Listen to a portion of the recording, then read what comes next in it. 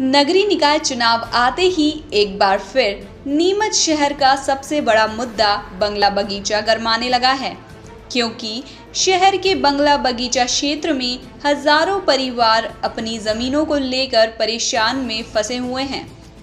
नगरपालिका प्रदेश सरकार के बंगला बगीचे मसौदे के अनुसार काम कर रही है और लोगों की समस्या हल नहीं हो पा रही। व्यवस्थापन बोर्ड में मसौदे के आधार पर समस्या का निराकरण किया जा रहा है। इसके बावजूद कई लोग अभी भी परेशान हैं। स्थानीय लोगों का कहना है कि अपनी जमीन होने के बाद भी भिखारी जैसे नगरपालिका के सामने हाथ फैलाने पड़ रहे हैं। प्रदेश में हर जगह हिबानामा मान्य है, लेकिन नीमच में नहीं। पिता ने हिबानामा लिखकर जमीन मकान बच्चों के नाम कर दिया, लेकिन नगरपालिका इसे नहीं मान रही। सरकार को सबसे पहले हिबानामा, शपथ पत्र और अनुबंध के आधार पर जमीनों की खरीदी बिक्री के रिकॉर्ड को मान्य करना चाहिए। बंगला बगीचा में 16,500 से अधिक भूखंडधारी हैं।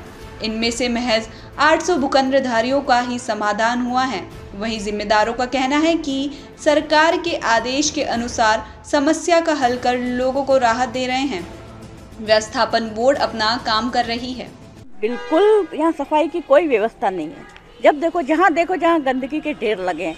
ये नालियाँ भली बनाई है, ये देखिए पानी निकल रहा है इसमें से। इनकी ना तो कभी कोई देखने आता है, ना सुध लेता है। इसमें पानी भरा रहता है, हमारे घरों में पानी वापस रिवर्स हो रहा है।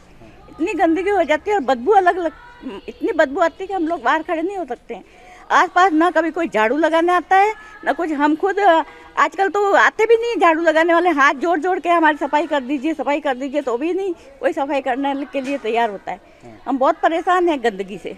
और जो कहते हैं स्वच्छ भारत, कहाँ स्वच्छ भारत है? देखिए आप कितनी गंदगी पड़ी है हमारे घर के आसपास। सर तो हमें खुशी है कि चुनाव आए, परंतु कम से कम वो हमारी व्यवस्था तो करें।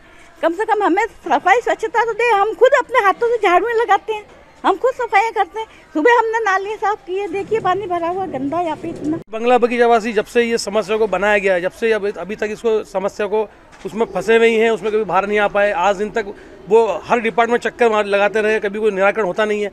सिर्फ चुनाव आते हैं, लोकसभा आए, विधानसभा आए, उसमें खाली नेता लोग आते हैं, चाहे भी नगर पालिका चुनाव आएंगे, वोट मांगेंगे इस बेसिस पे कि हम इसके मुद्दे को सुलझा देंगे।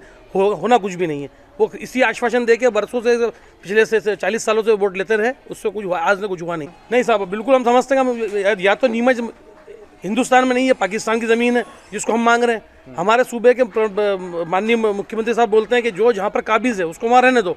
जिन्होंने कब्जा किया उनको पूरा अधिकार दिया गया, और जो आदमी ने इस ज़मीन को खरीदा, इसकी वाजिब कीमत अदा करी, इसकी एक सरकारी डिपार्टमेंट जाके रजिस्ट्री करी, उस रजिस्ट्री तक को जिसको कानून मान्य करता है उसको ये लोग मान्य नहीं करते। तो ये चीज़ बहुत आपस में उलझी हुई है। हमको बिल्कुल ठगा महसूस होता है इस बात का, क्योंकि आज हम हमारी चीज़ को हमारी होती हम हमारी नहीं मान सकते। आज वापस एक नया कानून लिया है कि व्यवस्थापन कराओ। हम देखते हैं कि लगभग 40% आबादी बंगला बगीचा इलाके में रहती थी और उनको मूलभूत सुविधाएं मिले, इसके लिए हमने लगातार प्रयत्न किया और उसका परिणाम ये आया कि बंगला बगीचा की समस्या का निराकरण हुआ। और जो छोटे प्लाटधारी थे उन लोगों का कहीं ना कहीं उनका नाम पर प्लाट हुए, विस्थापन की कार्रवाई हुई। कुछ लोगों ने आवेदन लगाए हैं, अभी बीच में चुनाव का कालखंड आ गया, इस वजह कहीं ना कहीं विस्थापन की कार्रवाई में थोड़ी ढिलाई हुई है। जिलाधीश महोदय से मेरी बात हुई थी, उन्होंने कहा था कि एक अलग से अधिकारी इसमें नियुक्त करके और जो पेंडिंग मामले हैं वो जल्दी से जल्दी निपटाए जाएंगे। नगर में हम देखते हैं कि मुख्यमंत्री शिवराज सिंह जी चौहान साहब के कार्यकाल में पेयजल योजना हो, उत्कृष्ट सड़कें हों या विकास के जो भी मूलभूत सुविधाएं हैं, वो सारे काम प्रारंभ हुए हैं। पुराने समय में हम देखते थे बंगले बगीचे को लोगों ने केवल राजनीति में उपयोग किया था, और आज हम देखते हैं मुख्यमंत्री जी और नगर पालिका के माध्यम से हमने सब दूर नल, बिजली, सड़क और मूलभूत सुविधाएं उनको उपलब्ध कराने का काम किया है। नीमच से दीपक खताबिया की रिपोर्ट।